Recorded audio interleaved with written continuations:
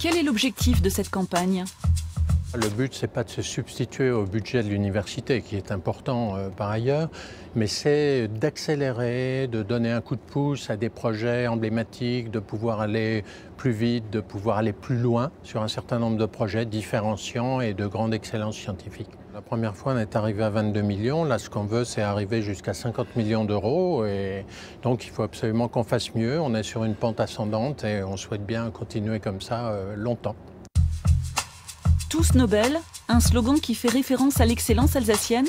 On a à Strasbourg quand même une histoire particulière avec les Nobel. On en a eu 18 dans notre histoire. À l'heure actuelle, fait unique en France. On en a 4 en activité au même moment dans l'université.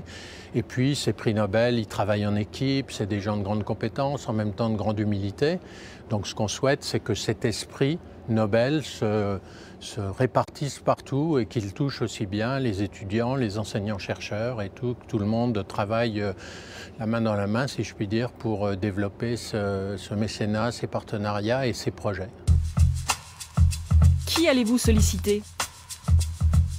On a des entreprises qu'on souhaite toucher.